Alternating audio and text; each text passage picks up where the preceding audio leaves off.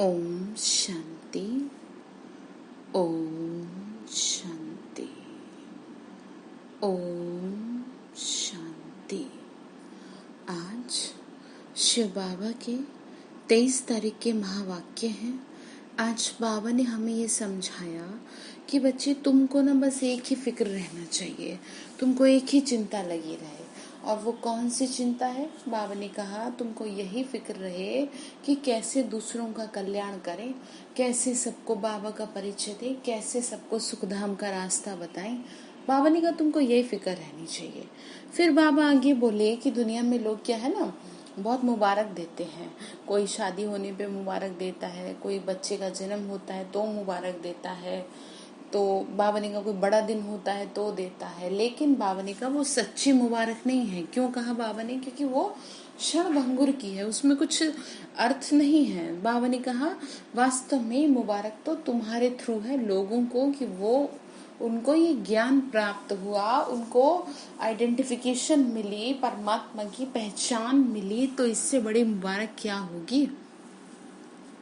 तो बाबा ने कहा ये बात तुम्हारे लिए बहुत अच्छी है कि तुमने पहचान लिया। फिर बाबा बोले देखो बच्चे, जब दुर्गति हो गई तभी तो तुम्हारी सदगति के लिए मुझे आना पड़ा ना। बाबा ने कहा जो दुर्गति हुई तुम्हारी, तो बाबा क्या कर रहे हैं, अब वापस सदगति के लिए बता रहे हैं कि मेरी याद में रहेंगे ना, तो ऐसे तुम्हारी सदगति होगी। फिर आगे बाबा बोले कि देखो बच्चे, जैसे मुझे रहता है ना कि सबका कल्याण हो, ठीक इसी तरीके से तुम्हें भी यही रहना चाहिए। ठीक है, चलिए सुन लेते हैं बाबा क्या समझाना चाह रहे हैं, क्या कहना चाह रहे हैं। प्रातः मुरली ओम शांति। बाप दादा मधुबन। मीठे बच्चे, तुम्हें यही चिंता रहे कि कैसे हम सबको सुखधाम का रास्ता बताएं। सबको पता पड़े कि ये जो युग है ना, ये पुरुषोत्तम बनने का संगम युग है। यही एक ऐसा युग है जिसमें आप क्या है, अपने जीवन के आगे के जीवन को भी संवार सकते हैं। तो प्रश्न बाबा ने पूछा, तुम बच्चे आपस में एक दो को कौन सी मुबारक देते हो? मनुष्य मुबारक कब देते हैं? तो आंसर है मनुष्य मुबारक तब देते हैं जब कोई जन्मता है, विजयी बनता है, या शादी करता है, या कोई बड़ा दिन होता है, परंतु वह कोई सच्ची मुबारक नहीं है। तुम बच्चे एक दो को बाप का बनने की मुबारक देते हो।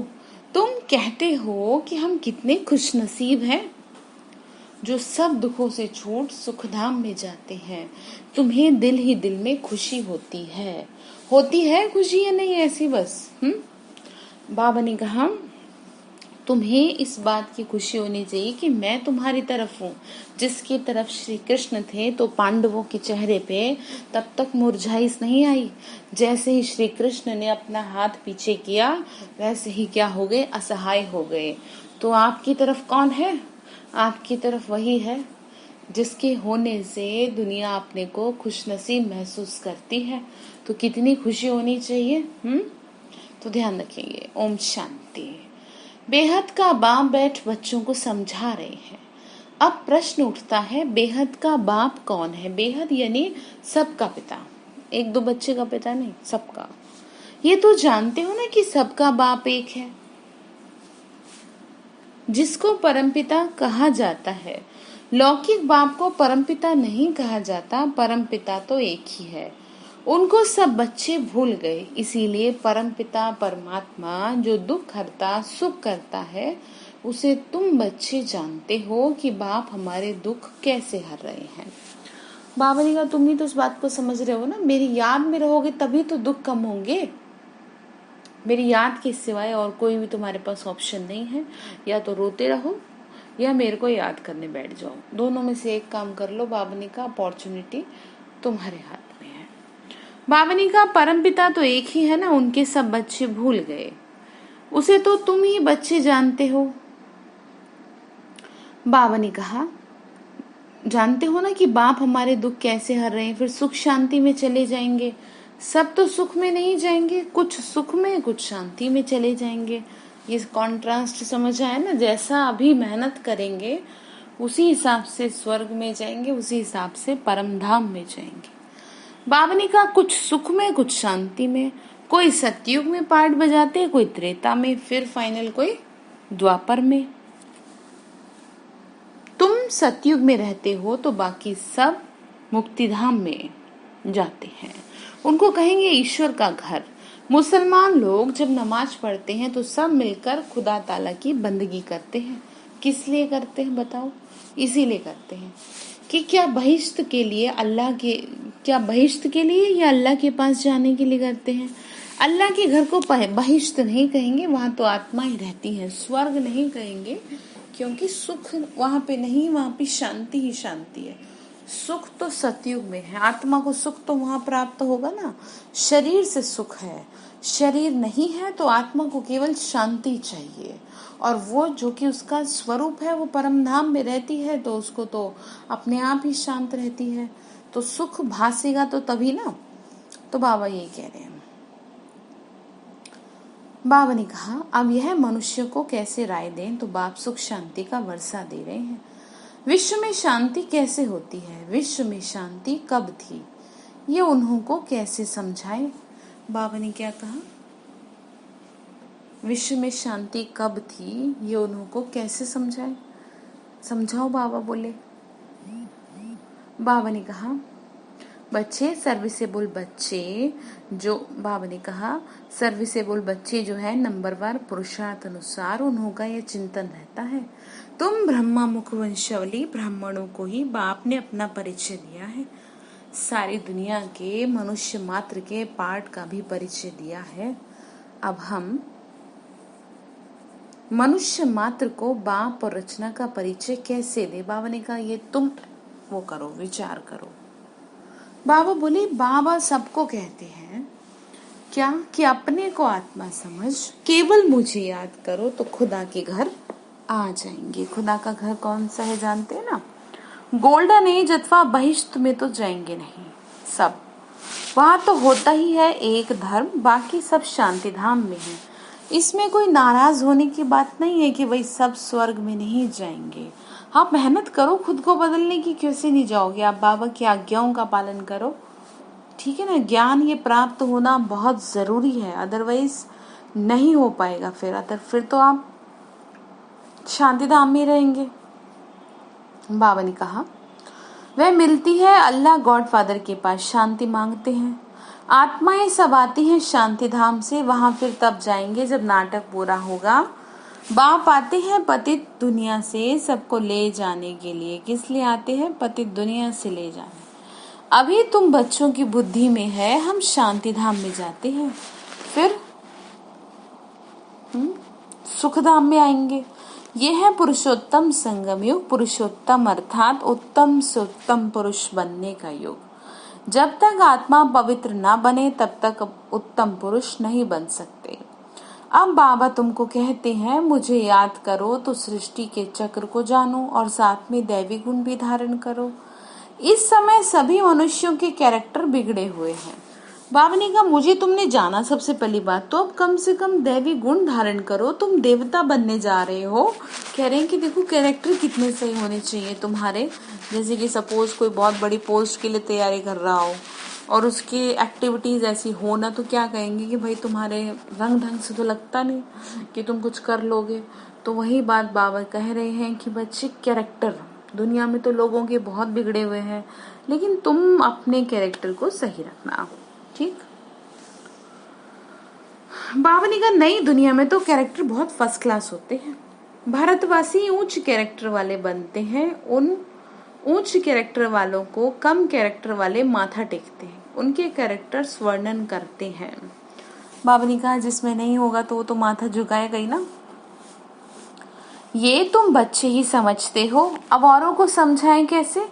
कौन सी सहज युक्ति रचे? ये है आत्माओं का तीसरा नेत्र खोलना। बाबा की आत्मा में ज्ञान है कहते हैं। मनुष्य कहते हैं मेरे में ज्ञान है, ये देह अभिमान है। इसमें तो आत्माभिमानी बनना है। सन्यासी लोगों के पास शास्त्रों का ज्ञान है। बाप का ज्ञान तो जब बाप आकर देवे तभी तो।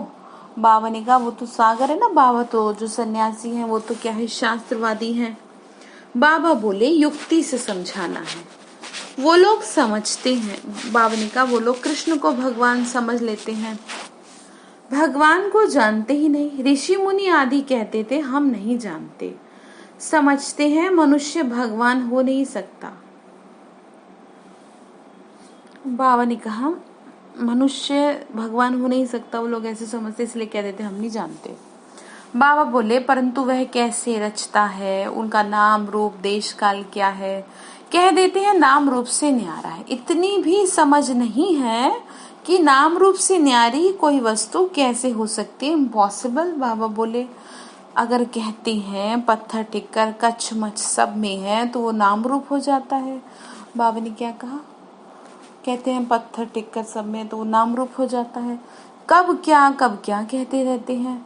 अगर सभी में है तो उसका कोई नाम भी तो होगा ना, कोई रूप भी होगा। कहते हैं पत्थर टिक्कर में, फिर कहते हैं नाम रूप से नहीं आ रहा है। तो थोड़ा सा तो कॉमन सेंस लगाई जाए। तो यही समझा रहे हैं, कह रहे हैं कि देखो एक तरफ तो कह रहे हो कि वो तो कण कण में बैठा है, तो कोई पर्टिकुलर नाम तो होगा। फिर गीता में कह दिया कि नाम रूप से नहीं आ रहा है, तो समझनी चाहिए बातें। बाबा ने कहा बच्चों को दिन रात बहुत चिंतन चलना चाहिए कि मनुष्य को हम कैसे समझाएं। ये मनुष्य से देवता बनने का पुरुषोत्तम संगम युग है। मनुष्य देवताओं को नमन करते हैं, मनुष्य को नमन नहीं करता। मनुष्यों को भगवान अथवा देवताओं को नमन होता है। बाबा ने कहा नमन करना होता है। मुसलमान लोग भी बंदगी करते हैं, अल्लाह को याद करते हैं। तुम जानते हो ना, क्या जानते हो कि वो लोग अल्लाह के पास पहुंच तो नहीं सकेंगे। मुख्य बात यह है कि उसके पास पहुंचा कैसे जाए। क्या आपकी आवाज, आपकी जो मेंटेलिटी है, क्या उस तक पहुंच पाएगी? वो मन की पहुंच सकती है, और मन को भी बहुत साफ सुथरा करना पड़े। बाबा ने कहा बच्चे फिर अल्लाह कैसे नई सृष्टि रचते हैं, ये बातें कैसे समझाएं, इसके लिए बच्चों को विचार करना चाहिए, और करते हैं नहीं। बाबा ने कहा बच्चों को विचार करना चाहिए, बाप को तो विचार करना नहीं है। बाप कितना सागर मंथन करने की युक्ति बता रहे। बाबा ने कहा मैं कितना तुमको समझा रहा हूँ। इस समय सब आयरन एज तमो प्रधान है, जरूर कोई समय गोल्डन एज भी होगी। गोल्डन एज को प्योर कहा जाता है, प्योरिटी और इम्प्योरिटी। सोने में खाद डाली जाती है। आत्मा भी पहले प्योर सतो प्रधान है, फिर उनमें खाद पड़ती है। बाबा ने कहा आत्मा भी पहले कैसी थी, पावन थी एकदम। जब तमो प्रधान बन जाती है तो बाप को आना है। बाप ही आके तमो प्रधान, बाबा ने कहा बाबा ही आके सतो प्रधान बनाते हैं, यानी तमो प्रधान से सतो प्रधान बनाते हैं, यानी सुखधाम बनाते हैं। सुखधाम में सिर्फ भारतवासी ही होते हैं, बाकी सब शांति धाम में जाते हैं।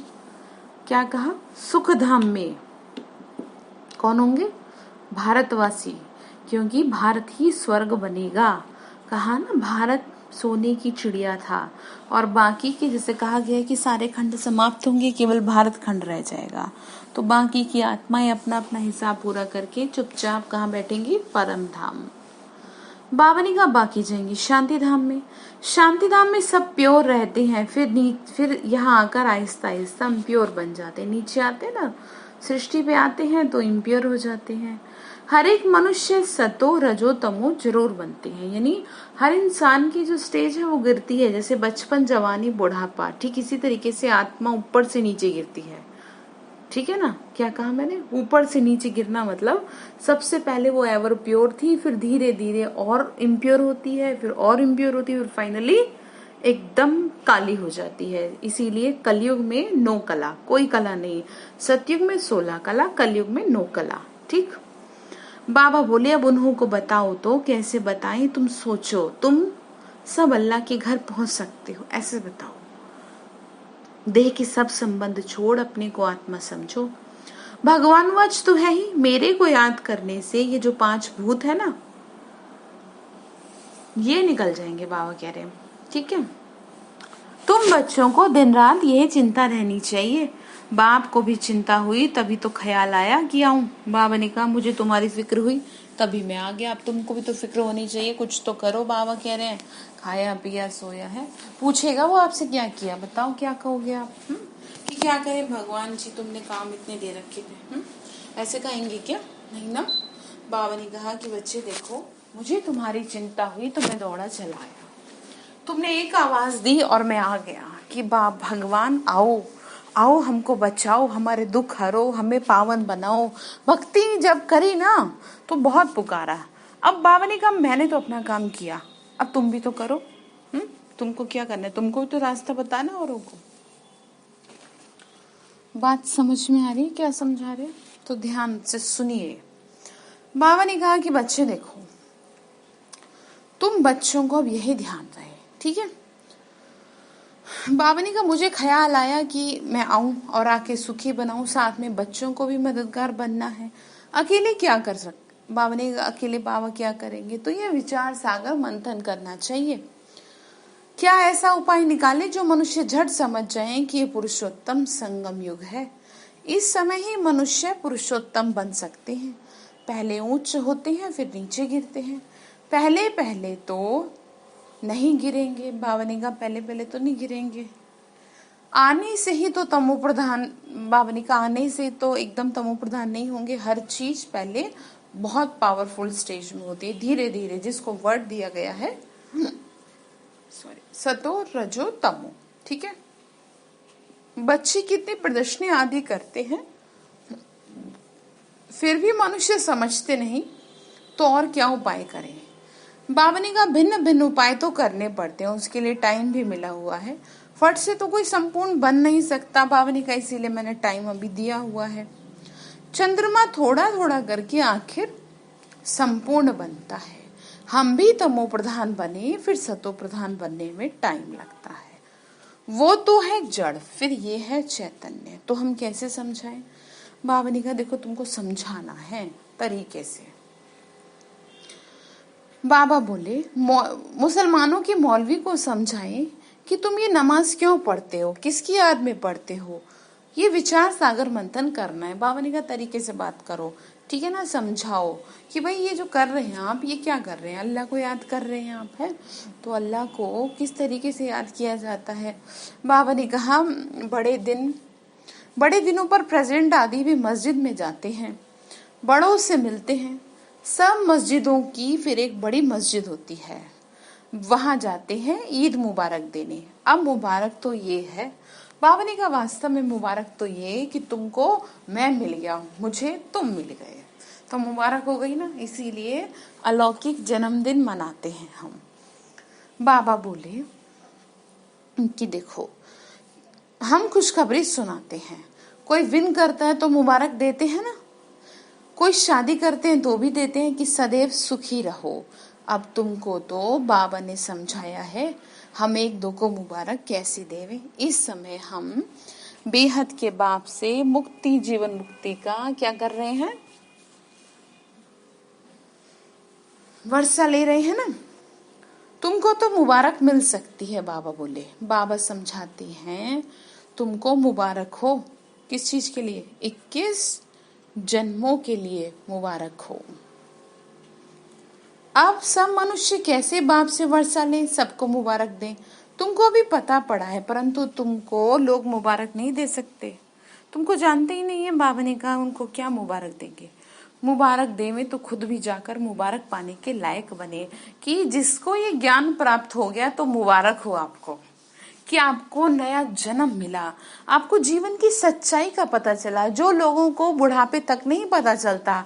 लोगों को लगता है कि भाई ज्ञान जो है बुढ़ापे में लिया जाता है। जो लोग ऐसा सोचते हैं उनकी सोच अपनी बहुत ही छोटी कही जाएगी, क्योंकि ज्ञान तो ऐसी चीज है कि जैसे पहले के टाइम में छोटे छोटे बच्चों को गुरु करा देते थे, जिससे कि उनका जीवन सुंदर बने। तो बाबा ने कहा कि तुम कोई बचपन में आ गए ज्ञान में, कोई बुढ़ापे में आए, कोई जवानी में आए, लेकिन इस बात की तुमको मुबारक होगी, तुम आ तो गए, तुमने मुझे पहचान तो लिया, तुम्हें ये ज्ञान मिल गया, तो इस बात की तुमको मुबारक हो, बधाई हो कि तुमने भगवान को पहचाना।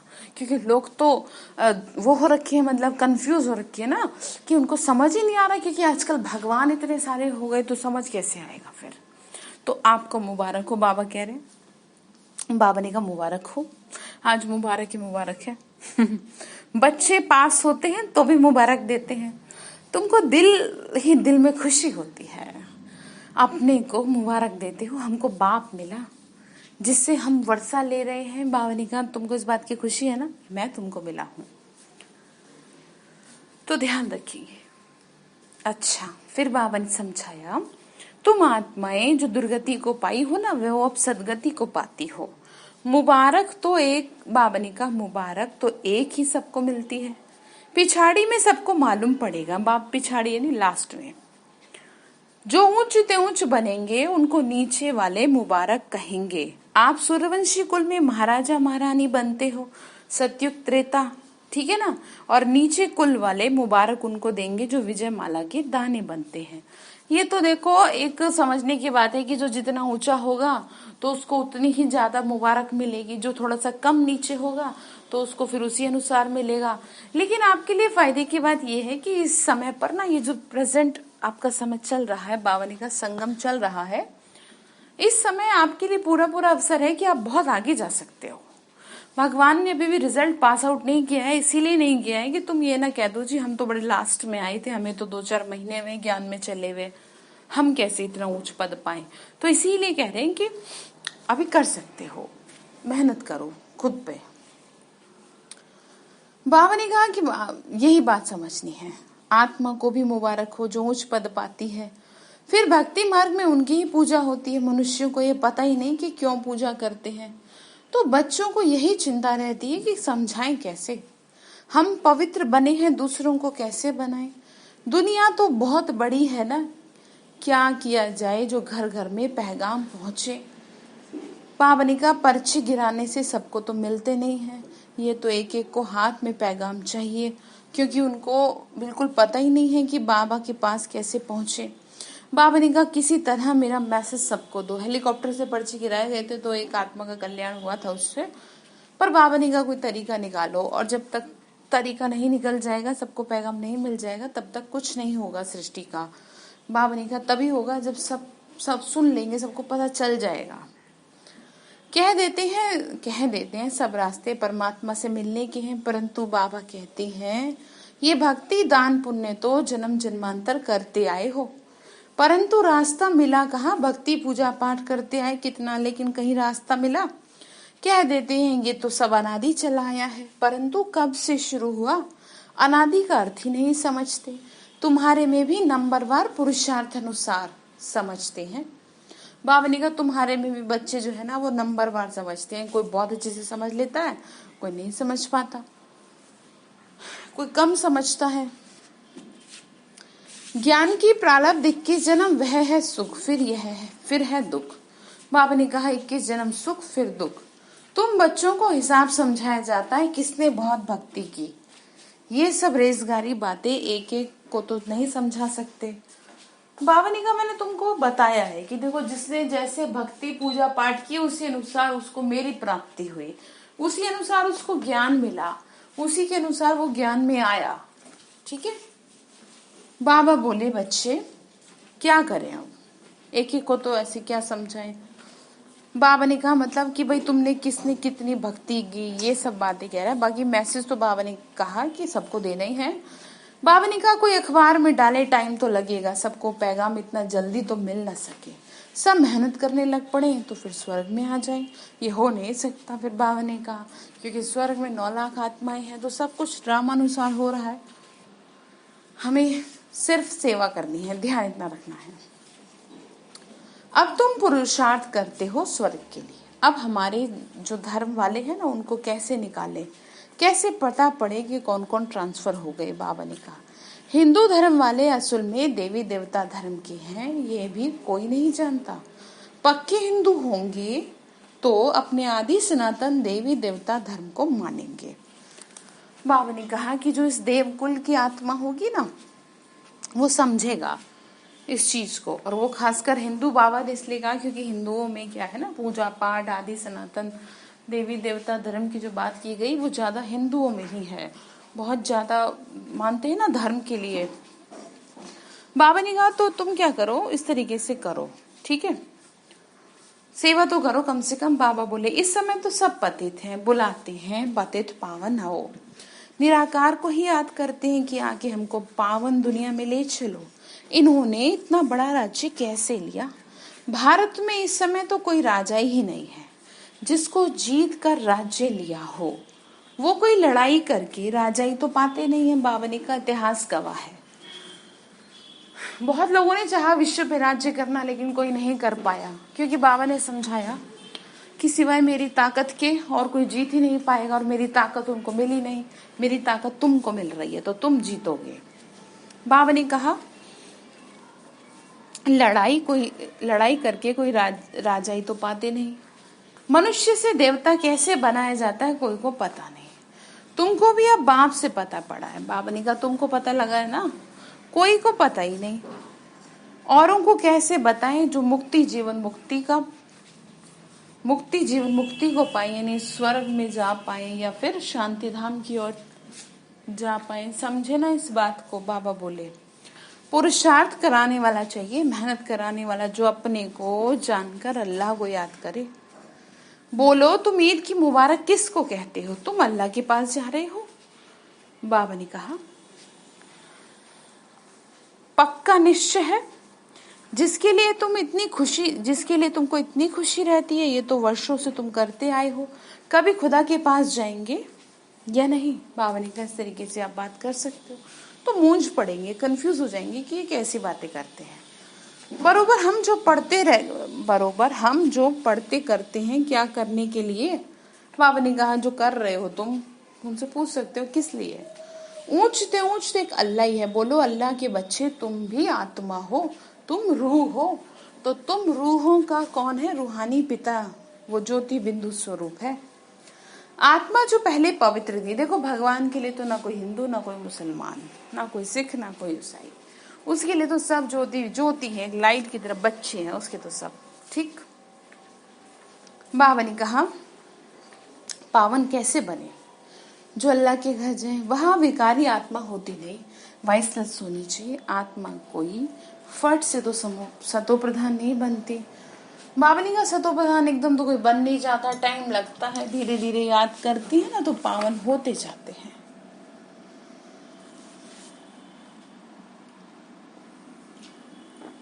बाबा बोले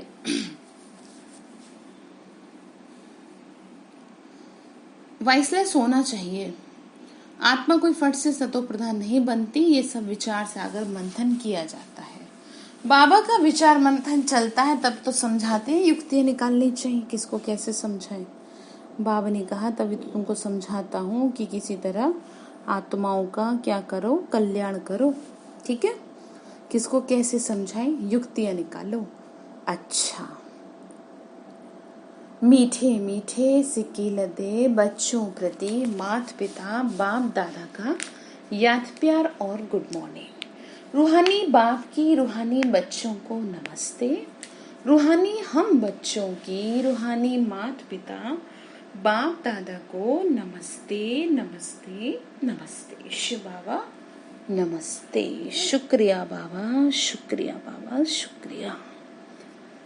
धारणा के लिए मुख्य सार है, जैसे बाप को ख्याल आया ना कि आकर बच्चों को क्या करूं, दुखों से छुड़ाऊं, सुखी बनाऊं, ऐसे बाप का मददगार बनना है। घर घर में पैगाम पहुंचाने की युक्तियां रचनी है कि सबको एटलीस्ट ये तो पता चल जाए कि जो परमात्मा है ना, सबसे पहली बात वो ज्योति स्वरूप है, और वो ज्योति स्वरूप है तो वो आपका पिता है। उसे पिता के रूप में याद करो, उसे घर का फैमिली मेंबर बना लो।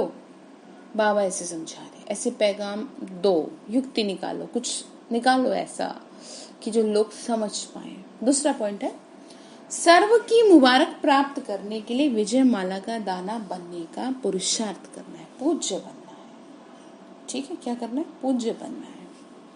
वरदान दिया बाबा ने नम्रता और अथॉरिटी के बैलेंस द्वारा बाप को प्रत्यक्ष करने वाले विशेष सेवाधारी भव।